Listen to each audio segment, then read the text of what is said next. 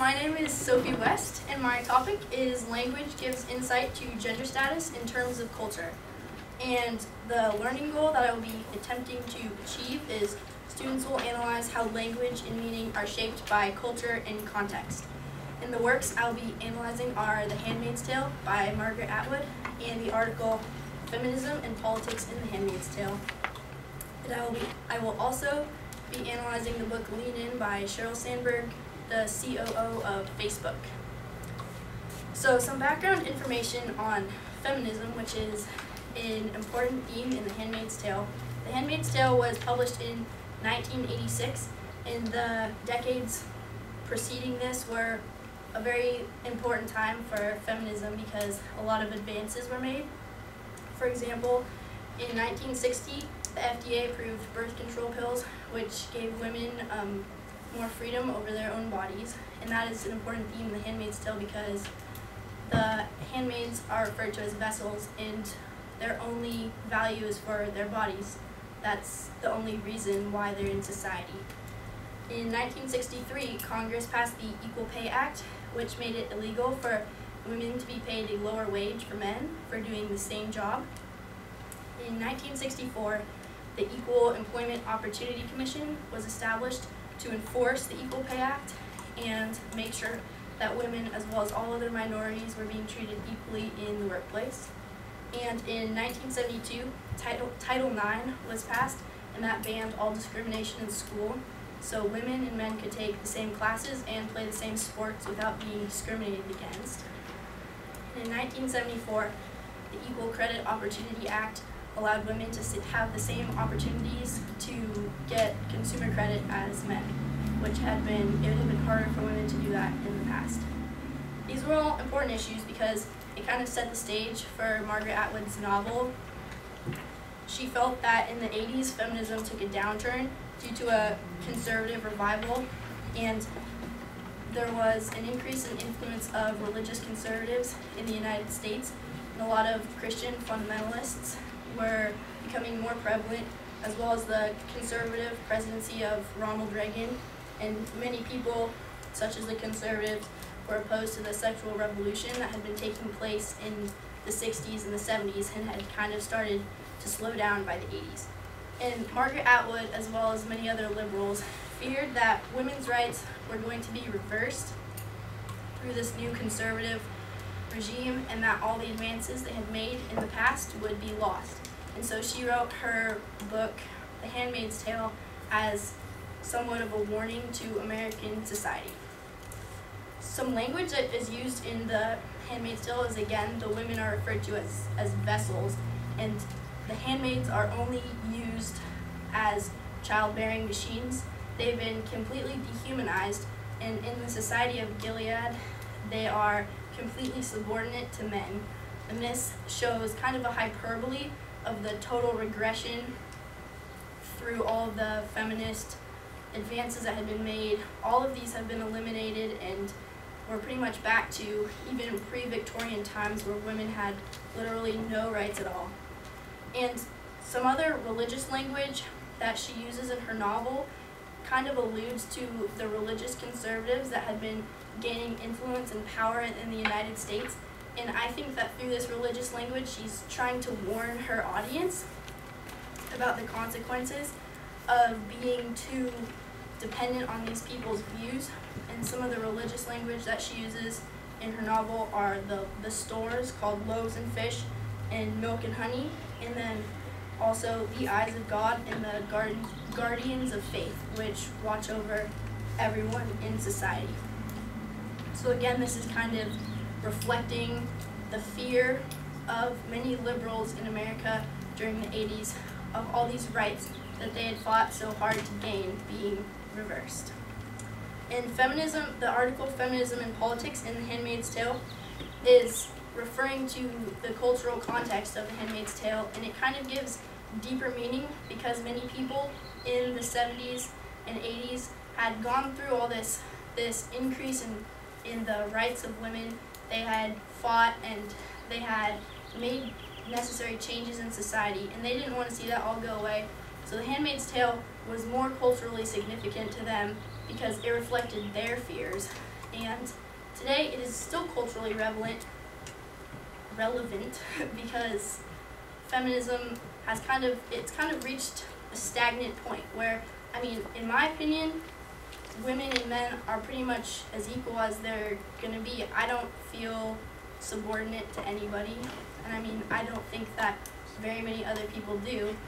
So, but The Handmaid's Tale is still culturally a good warning for people, because if we're not careful, we could still lose these rights that our ancestors worked hard for us to gain. And I think that a lot of people have become complacent with the rights that they have, and that is also one of the warnings in The Handmaid's Tale that Atwood is trying to convey, and the article Feminism and Politics in The Handmaid's Tale. Because if we become complacent, then it's kind of a waste, because if we're not using these rights that we have, then what's the point of having them? And this is where I will lead in the novel by Sheryl Sandberg. And in her novel, she refers to feminism as it's a very good thing, but her opinion is that women need to work differently than men, because we're equal, but we're still very different people. And only 14% of executive level jobs are held by women, and only 4% of full-time parents are men. So that still shows a very biased society in terms of traditional roles and progressive roles for women. And we have all these rights, and we have the opportunity to hold higher level jobs, but a lot of women are not as likely to take big risks career-wise as men, because they're still focused on their families and other things that they need to worry about. And she's saying that we have all these rights, but we're wasting them because we're not taking advantage of them, because everybody's equal, but there's still that bias because women aren't taking the career risks that they are now allowed to take.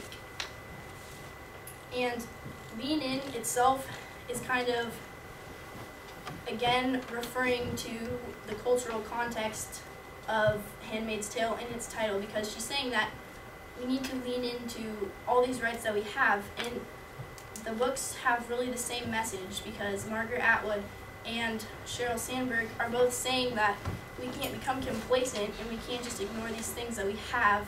But the two books are slightly different context, because one of them is an allegory in a fictional novel, and the other one is nonfiction. So the message in Lean In is more direct, but it's still basically the same thing as Margaret Atwood is saying. And some of Atwood's views in her book I personally disagree with, because I think that the strong feminist approach kind of vilifies men in some ways, and I don't really think that's the case, because if you think about it, women can't really have it all. You can't have the perfect nuclear family and also have a really powerful career. There has to be some balance in some ways, and I don't think it's men's fault that we've upset that balance. I think the women are the people that need to take responsibility for their own life. And The Handmaid's Tale is, again, a good cultural representation of that time, because although these women had gained their rights, they were trying too hard to have both a powerful career and their families. And I know from personal family experience that when some mothers tried to do that, it reflected negatively, or there was a negative effect on their children. And so although we have these things, it's also important to think about the future and how our actions, however good they may be for ourselves, affect others. And I think that Lean In is a better contemporary example of feminism, because it shows understanding of how our culture has changed and new opportunities that have arisen. And I really think that that's better than just a purely traditional feminist approach, because really feminism is almost hypocritical in some ways, because, for instance, Offred's mother wanted to live without men, and I don't really think that's very good, because it's proven that children who grow up with both parents have a better childhood and grow up to be more successful adults. So I agree more with Sheryl Sandberg, because in her mind, we need to use these rights, but we also need to balance that with the traditional roles with the help of men, and women and men really need to work together in order to have true equality. And for example, a real-world example that I recently learned about that shows women and men working together to achieve equality is something called agramine banks, and we learned about them in econ class. And basically what it is a small loan of $80 or less, which is given to somebody in a foreign country such as Bangladesh, where they're very underdeveloped. And in Bangladesh especially, women are really subordinate to men because their religion is Islam, and so that the Muslim culture is very focused on having men as the power. But these loans are given to women, and because women in their society aren't educated, but men are, the women take these loans and they have more insight into like family matters, and they have better planning for the future. But the men can take these skills that they've applied, and what a lot of these families are doing are buying looms, and then they can sell textiles that they have made and make money. And this is a good example of how working together and combining like a woman's natural ability to be more compassionate towards children and family, and men's traditional role of having more skills in the workplace, and the woman works together because these people are making developments and coming out of poverty. So I really think that this is good for the global community, because if we're equal and we just play to our strengths and people take advantages of the freedom that they had, then that's how we're going to advance society, not necessarily by complaining about what we don't have or what we can't do, but just by being thankful for all the freedoms that we do have.